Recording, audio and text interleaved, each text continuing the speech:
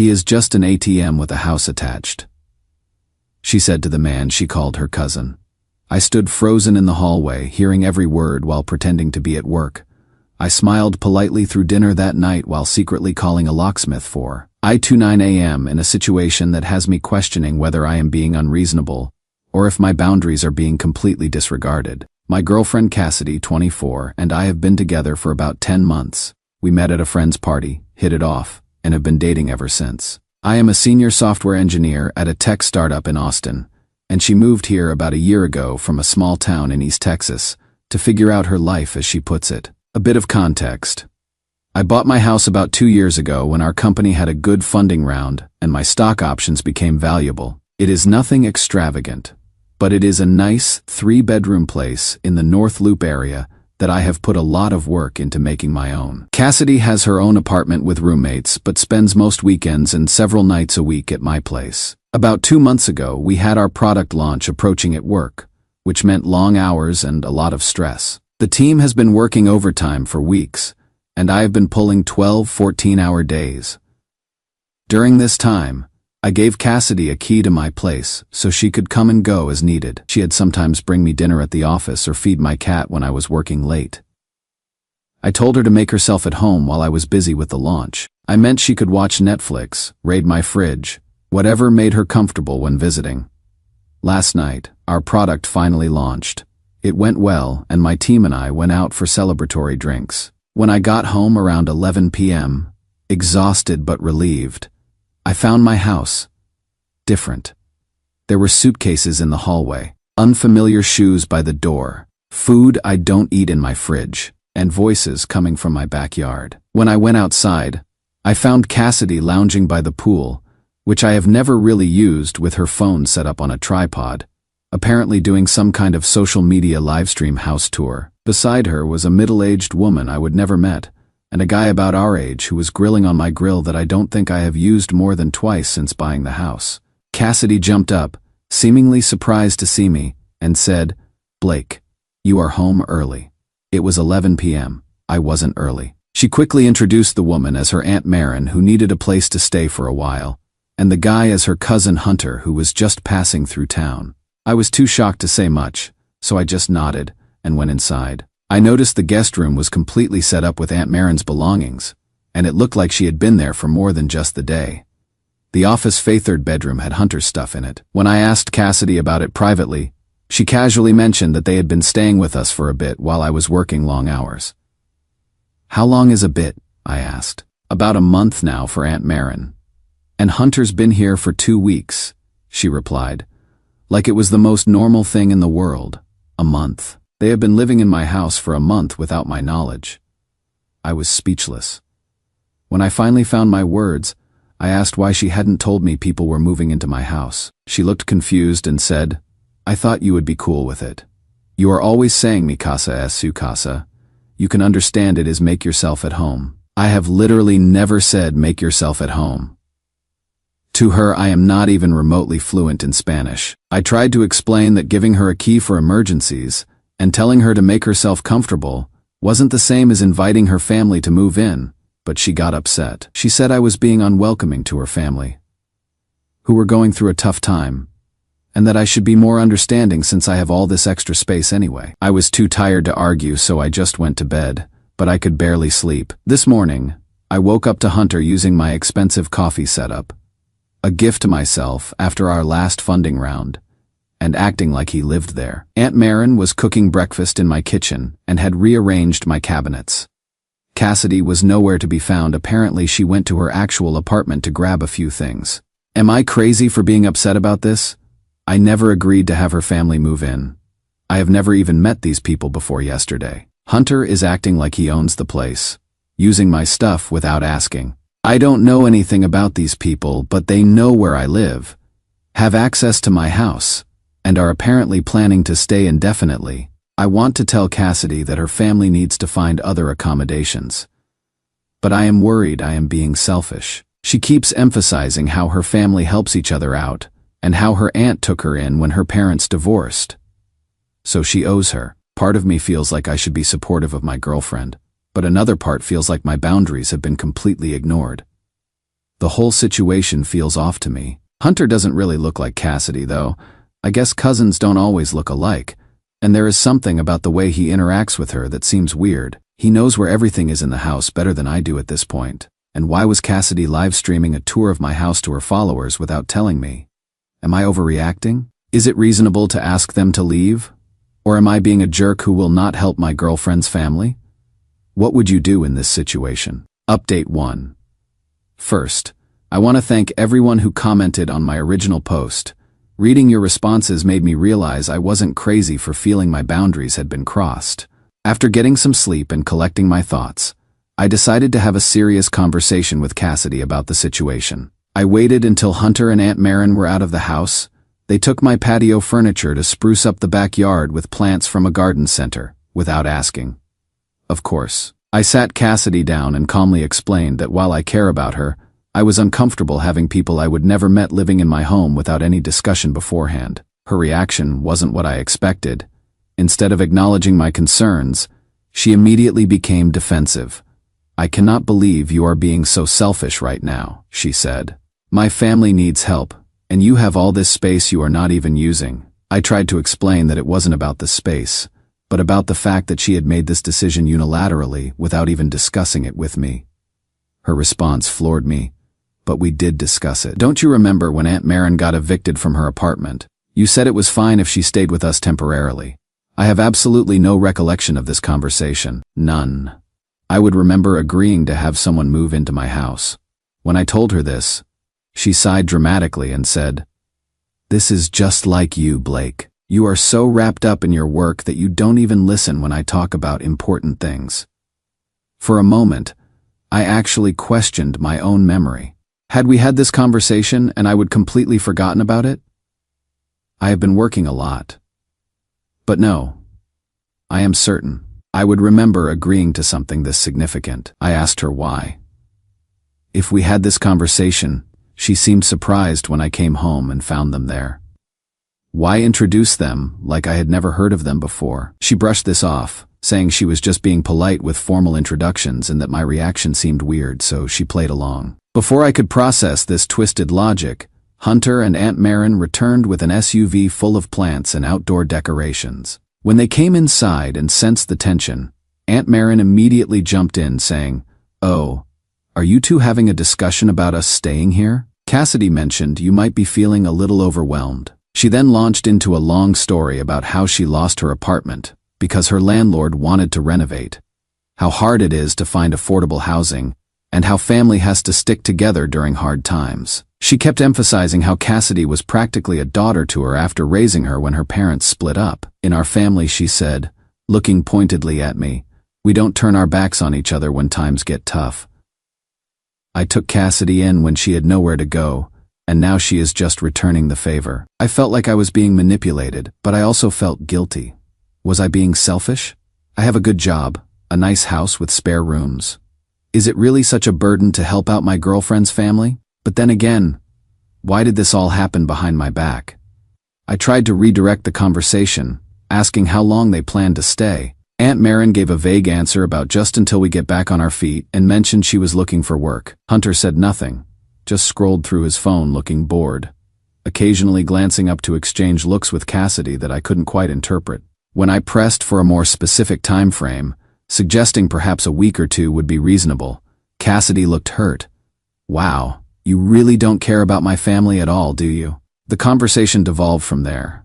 Cassidy accused me of being controlling about my precious house, and suggested I cared more about my things than about her. Aunt Maren kept bringing up all she had done for Cassidy over the years, implying I owed them this because of it. Hunter mostly stayed out of it, but occasionally chimed in with comments like, "Man, it is not like we are hurting anything by staying here." Eventually, I felt so cornered and confused that I agreed to a compromise they could stay for one more week while they made other arrangements. Cassidy seemed satisfied with this, though not exactly happy. Aunt Maren thanked me profusely, calling me a real gentleman for helping out family in need. After they all went outside to plant their new purchases in my yard, I sat in my kitchen feeling like I would somehow lost a battle I didn't even know I was fighting. Several things about this situation still don't add up. First and foremost, Cassidy claims we discussed her aunt moving in. Yet I have absolutely zero recollection of any such conversation. Something this significant would surely have remained in my memory. What is more puzzling is that if her aunt genuinely needed a place to stay, why wouldn't she use Cassidy's apartment instead? There seems to be no logical reason why my house specifically was the only viable option. Furthermore, Hunter's presence raises even more questions. His role in all of this remains suspiciously unclear, as he doesn't appear to be looking for work or contributing in any meaningful way. He is essentially just lounging around my home as if on vacation. Adding to these inconsistencies, it strikes me as particularly odd that Cassidy continues to maintain her own apartment if her aunt's housing situation is truly so desperate. Perhaps most troubling of all is the social media activity. The way Cassidy has been live streaming and showcasing my house as though it belongs to her makes me increasingly uncomfortable. She is essentially creating a fictional online narrative where my property is presented as her own achievement, which feels like yet another boundary being crossed without my consent. Later that evening, I checked Cassidy's Instagram and saw she has been posting photos of herself by my pool, in my kitchen, and around my house for weeks, always with captions like "Home Sweet Home" or "Loving my new place." No mention that it is not actually her house or that she has her own apartment. It is like she is creating this online persona of success that isn't reality. I also noticed something odd in the background of several photos from the past few weeks. There are glimpses of Hunter. A shoe here, an arm there. She has been carefully cropping him out, but not entirely. I don't think these were accidental photobombs.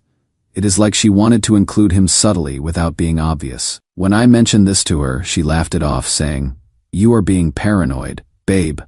Hunter's just been helping Aunt Maren get settled. But then why hide him in the photos?" I feel like I am taking crazy pills. Everyone is acting like this situation is completely normal. And I am the unreasonable one for being uncomfortable with people living in my house without my knowledge or consent. What is also bothering me is how this affects my daily life. I just finished a major product launch and was looking forward to having some downtime in my own home. But now I feel like a guest. This morning, I had to wait to use my own shower because Hunter was in there for 45 minutes. Aunt Maren commented on how much coffee I drink, implying it is excessive. Cassidy suggested I could sleep in the third bedroom if I needed to work late so I wouldn't disturb everyone. In my own house, I have started noticing other small things too. Some of my tech equipment has been moved around. My liquor cabinet is significantly emptier than I remember. My preferred spot on the couch now has Hunter's clothes and gaming equipment on it. I feel displaced in my own home. The strangest part is that Cassidy keeps referring to Hunter as her cousin, but their interactions seem off somehow. There is a familiarity there that doesn't feel familial. I caught them having an intense whispered conversation that stopped abruptly when I walked into the room. When they are watching television together, they sit closer than most cousins would. Maybe I am overthinking this, but something doesn't feel right. I decided to do some gentle probing. I asked Cassidy how she and Hunter are related. "Exactly," she said.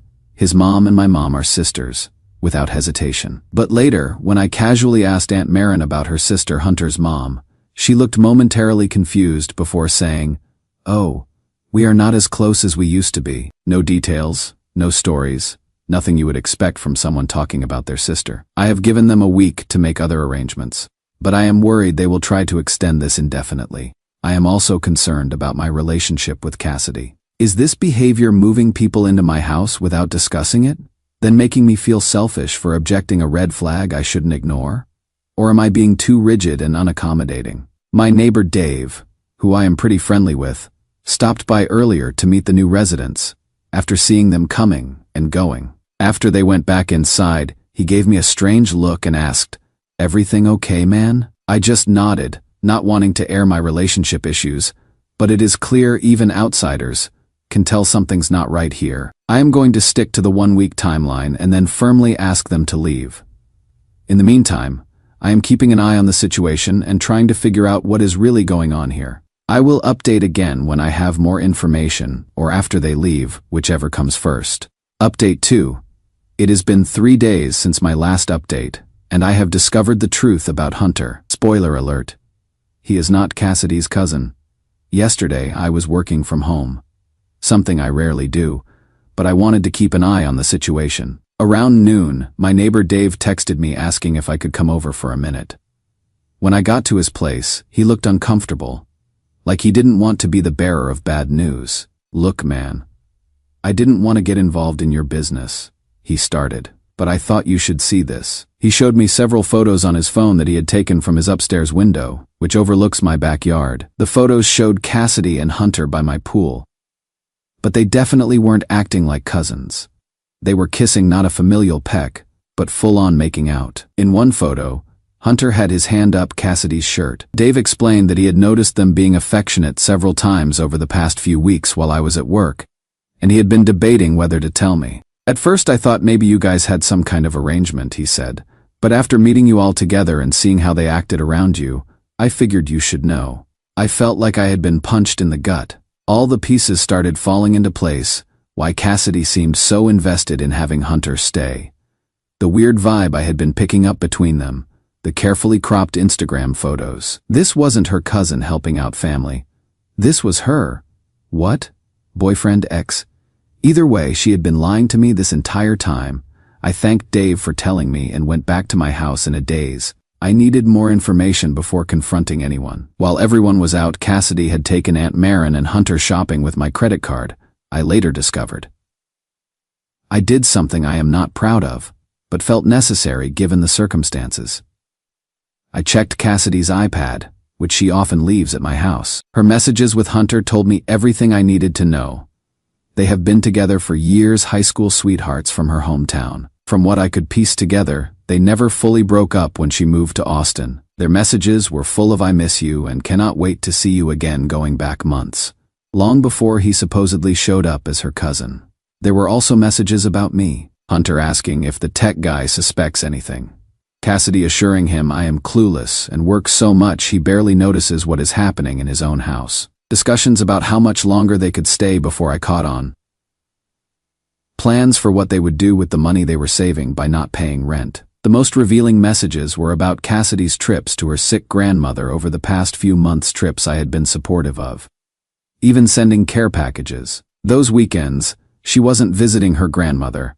She was meeting Hunter at a motel halfway between Austin and her hometown.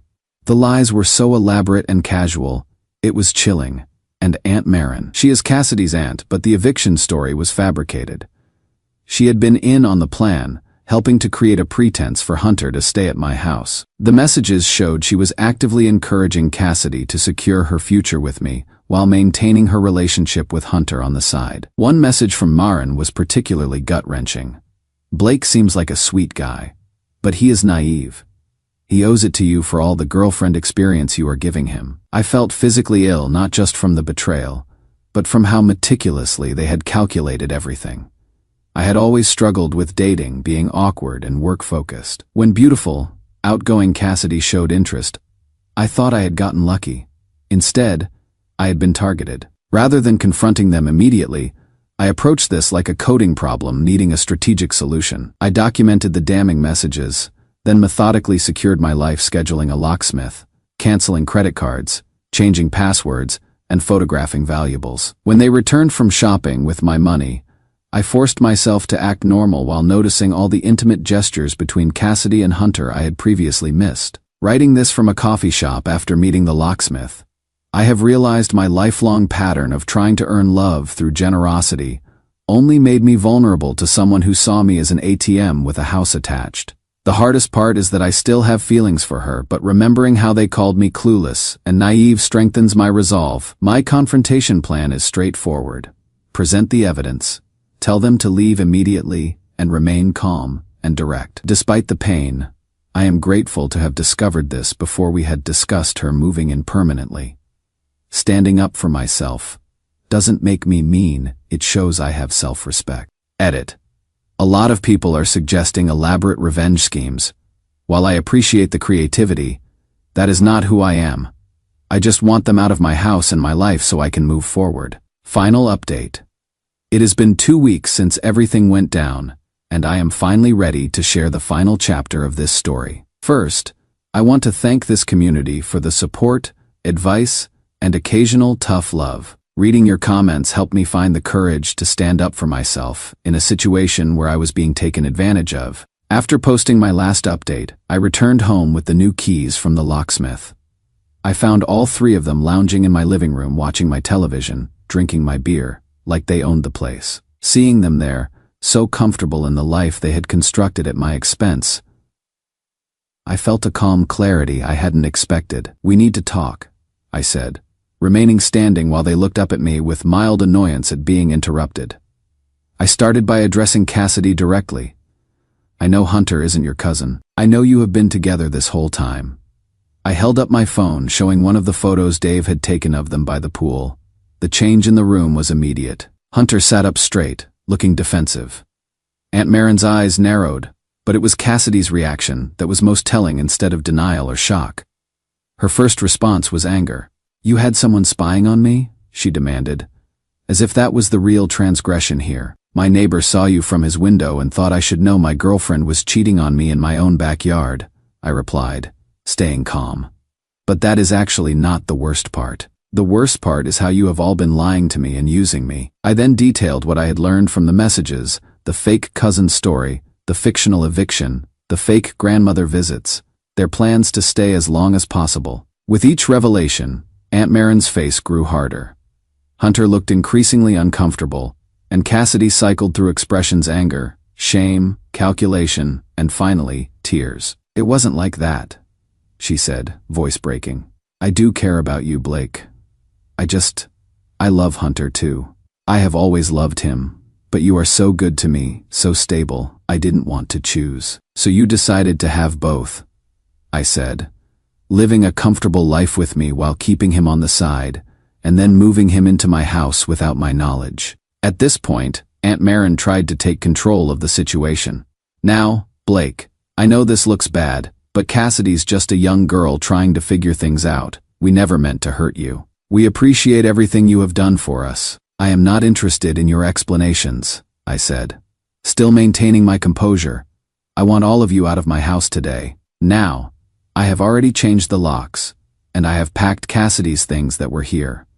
You can take what you brought with you, but everything else stays." Their reaction was immediate and hostile. Hunter rose aggressively, claiming I couldn't evict them. Aunt Marin invoked tenant rights she didn't have, while Cassidy dissolved into tears, begging for another chance. 1 hour, I stated firmly, or I call the police. Then I retreated to my office, ignoring their protests until I eventually heard them leave, taking some of my belongings with them, a small price for my freedom. Later, Cassidy texted a long explanation about being torn between Hunter and me. Her final line was revealing. "You really are a good guy, Blake." I didn't respond. There was nothing left to say. The next day, I reclaimed my space, deep cleaning, rearranging furniture, and purging any remnants of her presence. Dave checked in, admitting, "I was worried you would shoot the messenger, but I would have wanted someone to tell me." 2 weeks later, I have learned they have returned to their hometown. Cassidy's telling people I was controlling and didn't understand family, while I have processed my disappointment, not just in her, but in myself for ignoring red flags and trying to earn affection through generosity, a pattern rooted in my childhood. I am making changes, being more cautious with personal information, engaging with my neighborhood, and even taking up rock climbing. The most significant change, however, is internal, choosing self-respect over a dishonest relationship. Though I am not dating yet, I am optimistic. I have learned I want someone who values me for who I am, not what I provide. Most importantly, I have discovered I am stronger than I thought. If there is a lesson here, it is this. When someone shows you who they are through actions, believe them. Genuine love builds you up instead of using you up.